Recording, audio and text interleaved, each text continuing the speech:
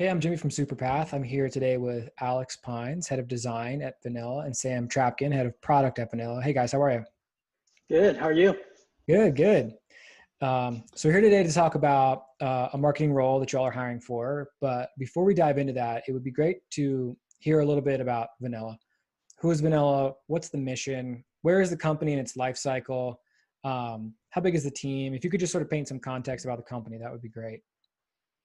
Sure. Yeah. So we just crossed the 1 year mark of being a company, and only recently really kind of started to have a public presence literally in the last couple of weeks.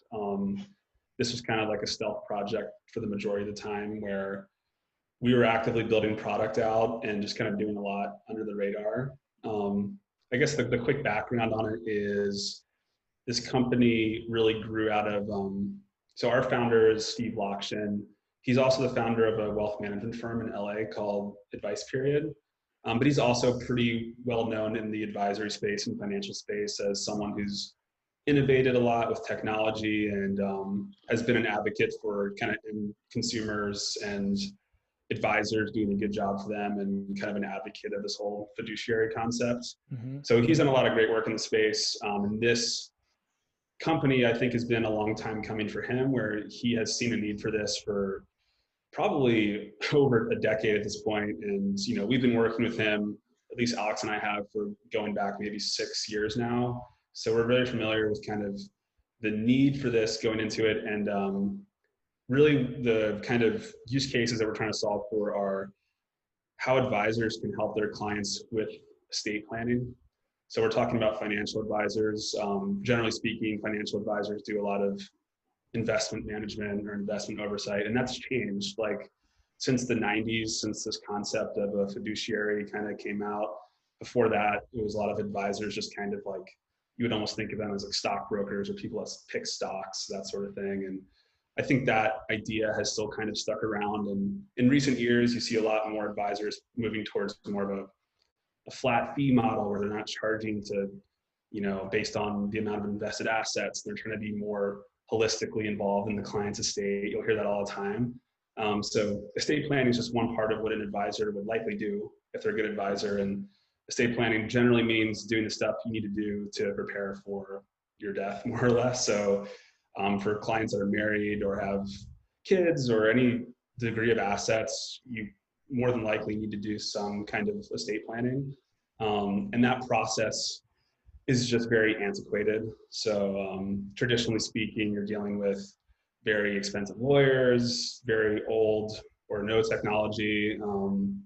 You're paying a tax for that, right? Just kind of the old school lawyer tax, and takes forever, it's painful, no one wants to do it. So this space that we're in has really been kind of seeing how we can bring some efficiencies to that, use technology in a way that's innovative, and just take a fresh approach to it. So like what we're doing doesn't really look like anything else that people are doing right now. And I think a lot of that's because a lot of what's out right now, it's being created by like, attorneys, right? Like people that don't have product backgrounds or tech backgrounds, for example. So we're trying to bring a more contemporary approach to the space.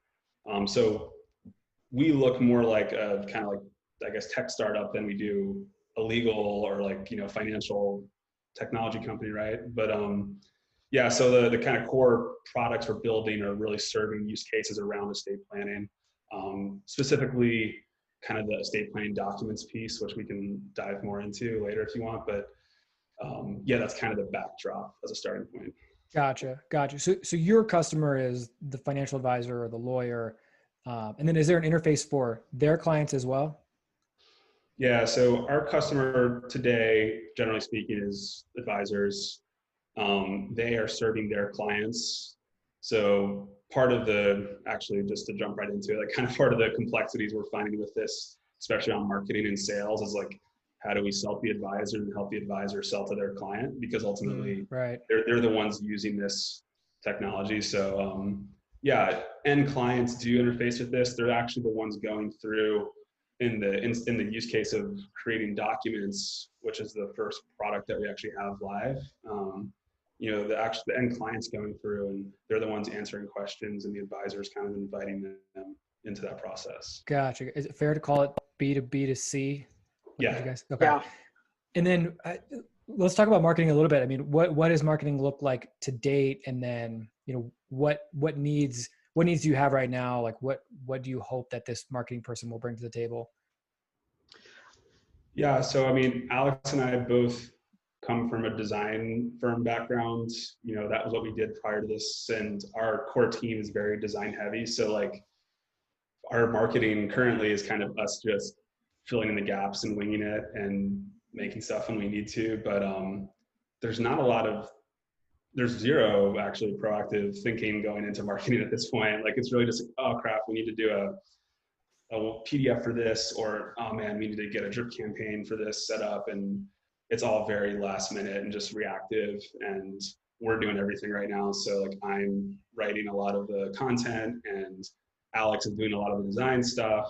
And so yeah, I think if you imagine a company that's just now launching, and we do have, and like this is increasing quickly, but quite a bit of kind of demand coming in, people wanting to learn more. Like there's a lot of opportunity for us to be marketing this better, and just not having anybody kind of owning that role right now, we haven't been able to do a whole lot. So we're just kind of, again, being pretty reactive and filling the gaps. So there's endless things that somebody could jump in and start doing right now. Like we just don't have a process in place. And again, like we have like a single drip campaign set up, and we have really no presence outside of our website. Like it's very bare bones right now.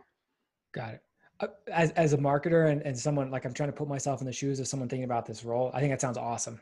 Like, I think it sounds like a really cool opportunity to just have a lot of influence on how Vanilla ends up, thinking about strategizing and executing on marketing. So I think that sounds really cool. Are there, I'm imagining like this person's first, 2 or 3 months, are there a couple like really high priority things that they'd be working on?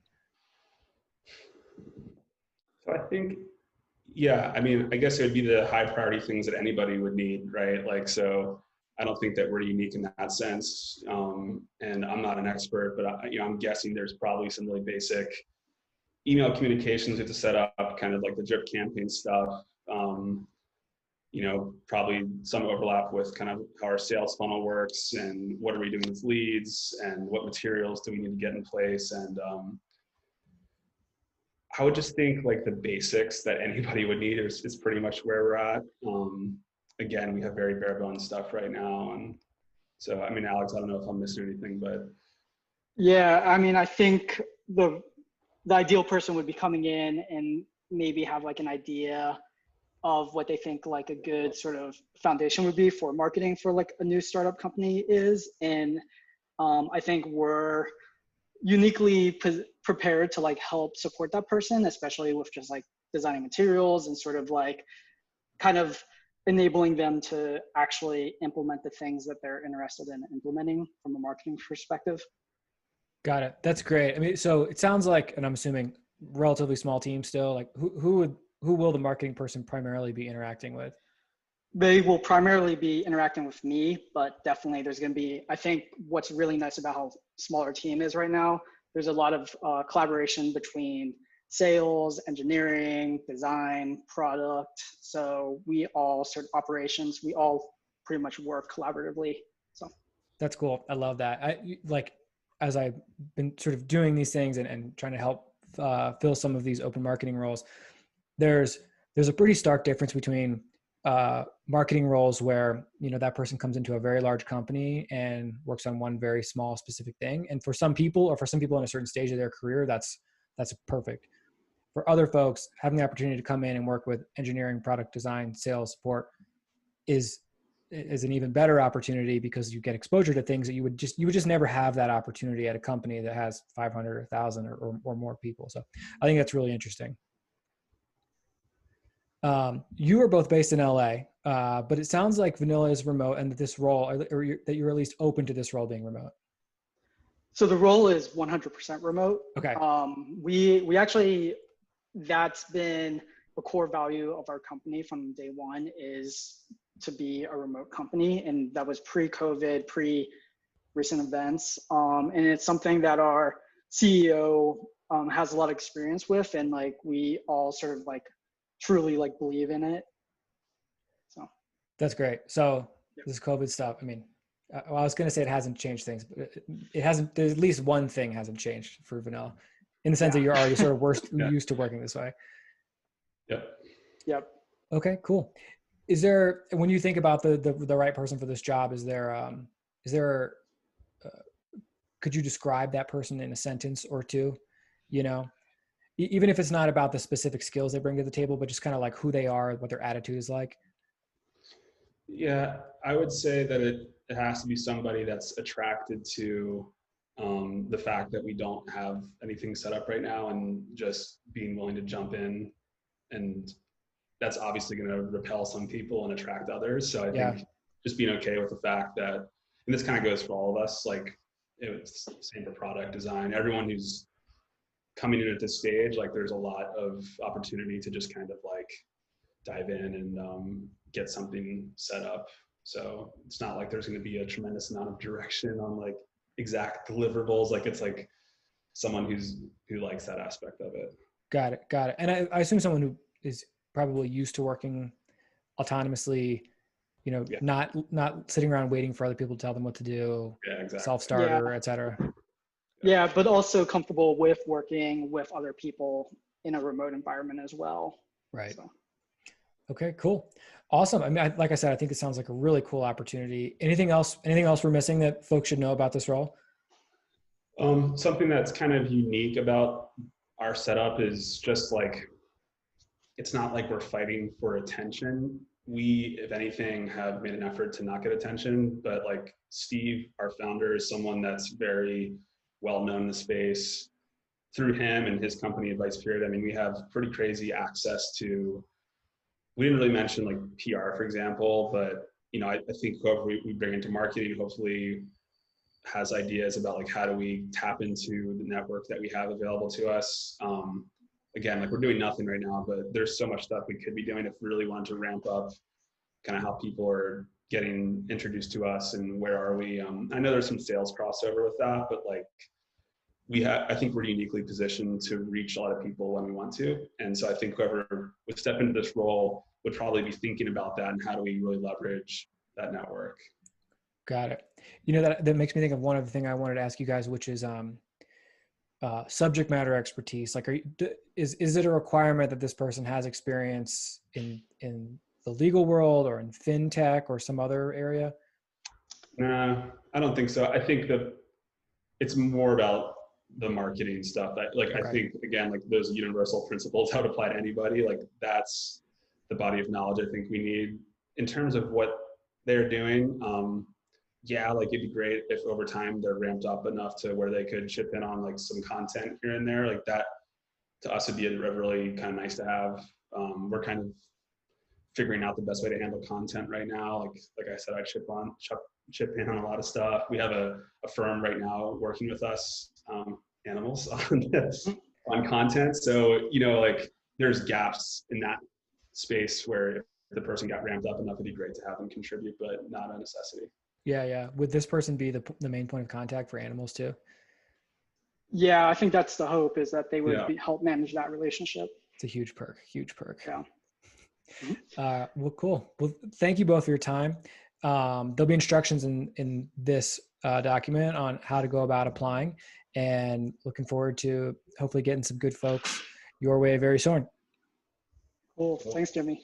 Cool. Thanks a lot, guys. Take care. Bye.